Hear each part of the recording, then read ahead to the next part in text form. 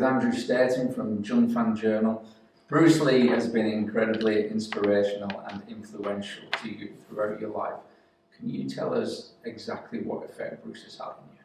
Yeah, and I think I tell this story many times, but I never get tired of telling it.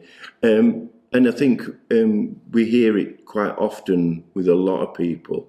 But when I was a youngster, in the age of about 14, 15, I was quite a poorly child. I had asthma, and I was kind of bullied at school.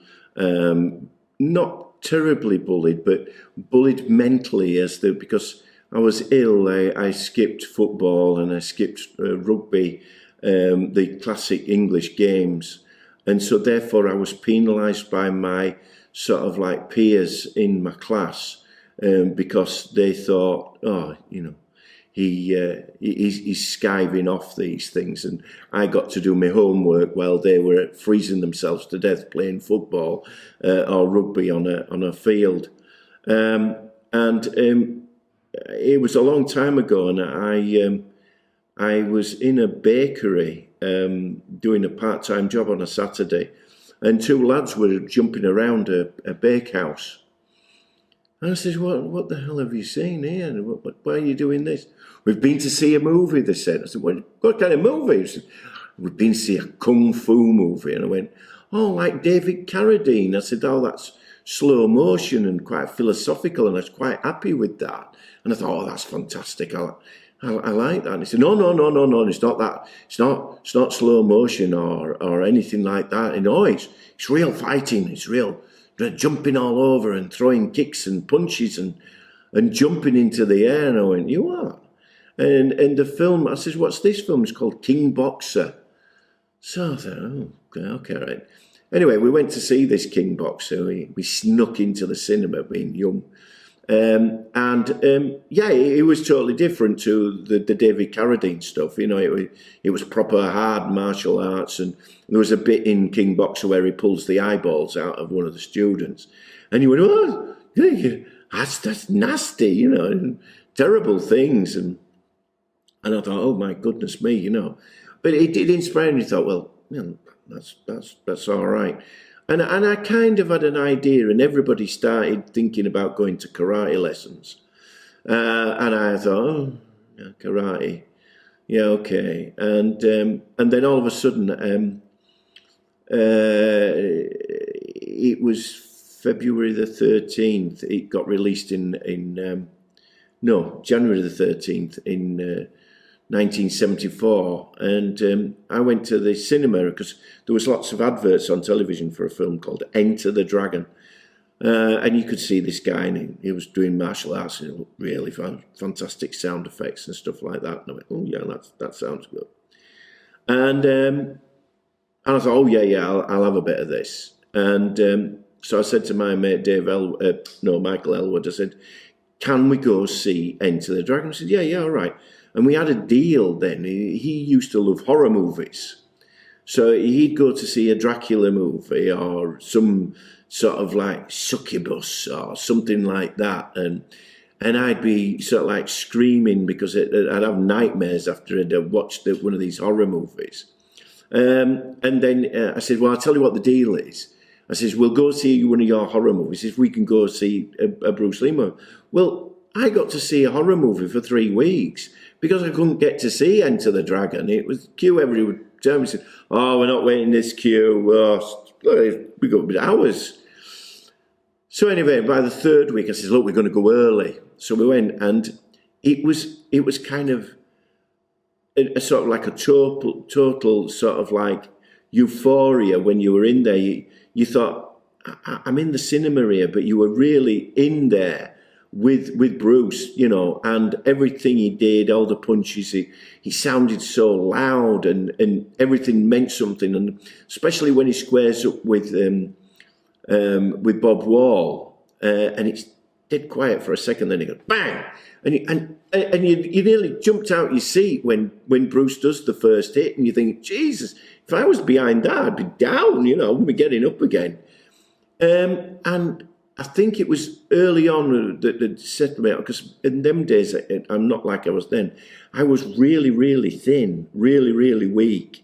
And I saw this little skinny guy on the, all these muscles rippling, but there was no fat on him, nothing at all, no fat. I thought, that's interesting.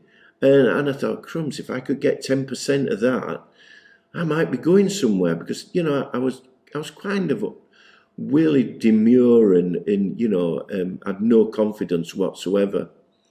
And so basically I lost, got totally lost with Bruce. And it was so funny when he came out of the cinema, because everybody making Bruce Lee's noises and kicking in the air and stuff like that.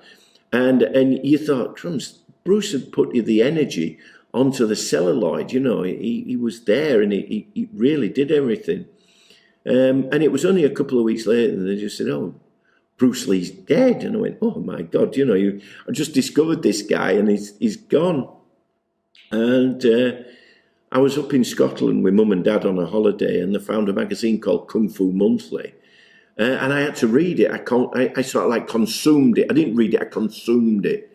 And it became, my dad bought me every issue and stuff like that. And I became possessed.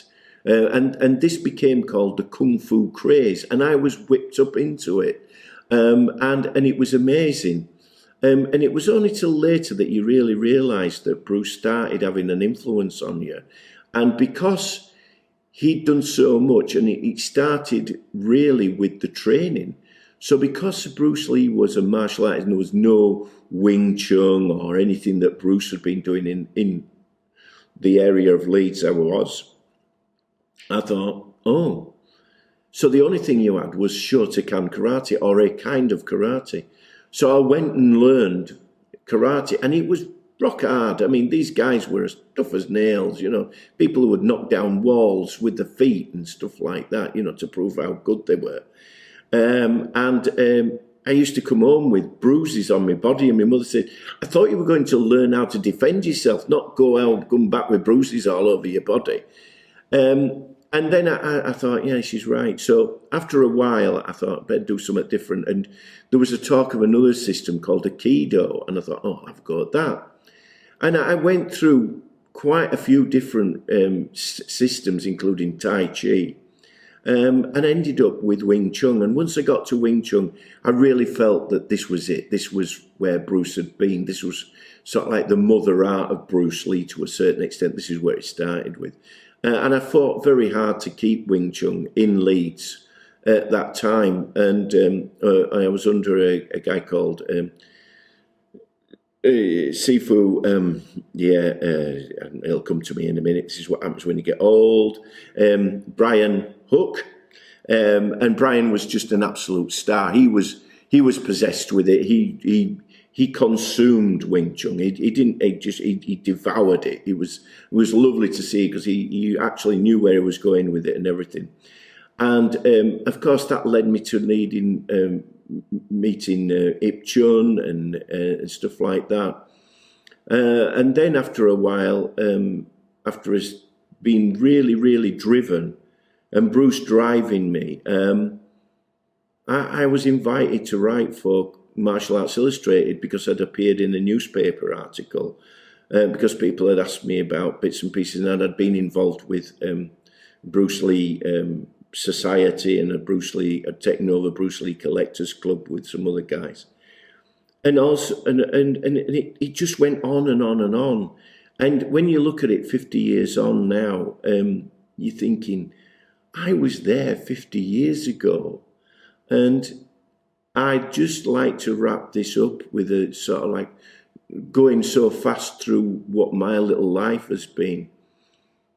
But because Bruce Lee drove me, and I was so determined to find things, I basically ended up in doing a documentary, magazine writing, books, as everything and anything that you could think to relay what Bruce Lee was, I've tried to be involved in.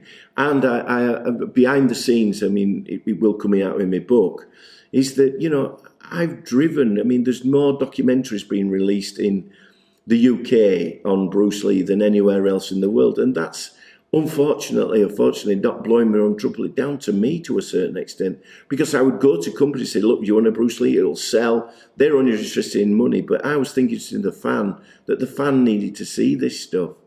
And it drove me to getting all these documentaries out. And now my passion is still martial arts movies.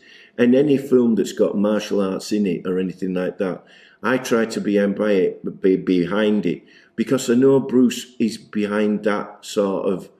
There is a little trigger behind all the marvel and everything else you see there. It all goes back to that one little guy being on that screen 50 years ago, putting his heart and soul onto celluloid and meeting his students like Taky Kimura and Guro down in Inosanto. These guys have a lot of passion for Bruce, and they pass it down the line, and so have I. And all I wish is that if anything that I've done inspires a young person that's not got a lot of confidence and is feeling a bit demure, and Bruce Lee, through me, is inspired to find themselves, I'll be a happy man.